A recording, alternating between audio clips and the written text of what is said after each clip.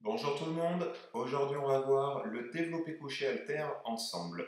Resserrez bien les omoplates, ouvrez le buste. On serre les abdos, on pose les pieds au sol et on est parti. On inspire, on descend.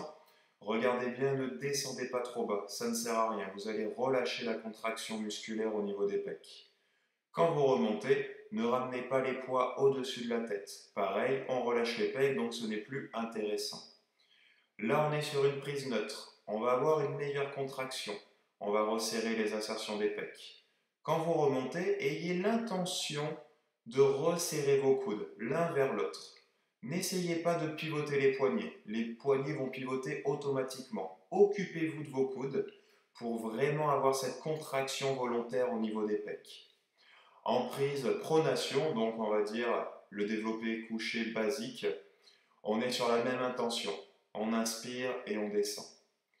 Le mauvais angle, il est là. Mes coudes sont alignés à mes épaules. On n'est plus bon. On ne ressent pratiquement plus nos pecs. C'est moins intéressant et c'est l'épaule qui va faire tout le travail. Donc ayez l'intention de bien ramener les coudes vers les hanches.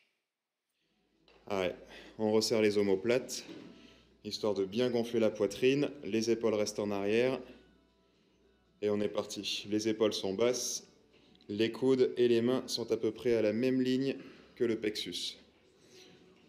La charge va vraiment rester sur la même ligne que le plexus. Juste en dessous des pecs, on est ici. Si on transforme les haltères avec une barre, on a exactement le même travail. En supination, les coudes restent près des côtes et on a l'intention de resserrer les coudes quand on remonte.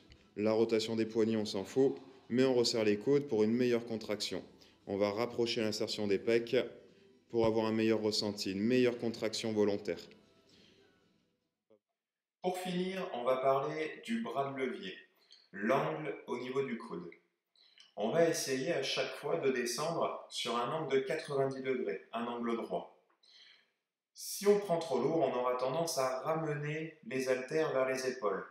Du coup, la tension au niveau des pecs va diminuer. Vos pecs vont moins bosser. Donc ça ne sert à rien de prendre trop lourd si vous fléchissez trop les coudes. A l'inverse, n'ouvrez pas trop les coudes pour ne pas forcer, mettre de pression au niveau de vos articulations. On essaye tranquille de trouver l'angle qui nous intéresse. Là, je fais un petit peu n'importe quoi. Quand c'est trop lourd, on va partir souvent comme ça. Les haltères vont se rapprocher du visage, des épaules, mes coudes vont se hausser parce que les épaules vont faire le taf à la place des pecs. N'hésitez pas à vérifier de temps en temps les coudes dans un miroir. On enchaîne avec le chest press sur un travail unilatéral. Mon bras gauche va rester en isométrie et le bras droit va faire les répétitions. Les épaules sont basses, n'amenez pas trop les coudes vers l'arrière. Comme tout à l'heure, essayez d'attraper la machine pour avoir un coude avec un angle de 90 degrés. L'isométrie va nous permettre de recruter des fibres. Donc chaque série on alternera. Là, il a commencé par le bras gauche en isométrie, après ça sera le bras droit. Dès qu'il a fait les 10 répétitions avec le bras droit, on enchaîne bras gauche. Les fibres des pecs du coup commencent à fatiguer. Du coup, on va recruter d'autres fibres qu'on n'avait pas l'habitude de travailler. On finit avec le pullover pour recruter et travailler les fibres du haut des pecs.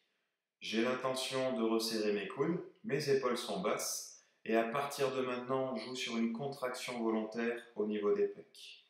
N'ayez pas l'intention de tendre les coudes, sinon on va se retrouver comme un barre-front, c'est les triceps qui vont bosser.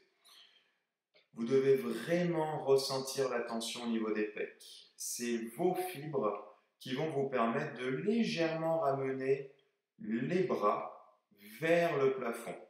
Le poids, on s'en fout, laissez-le vers le sol. Les coudes assez serrés pour mieux resserrer les fibres des pectoraux. Et après, c'est à vous de vous connecter. Ressentez cette contraction musculaire et c'est gagné. J'espère que vous avez aimé cette vidéo. Merci de me suivre. N'hésitez pas à partager, à aimer tout ça. Merci à vous, poussez fort et à la prochaine.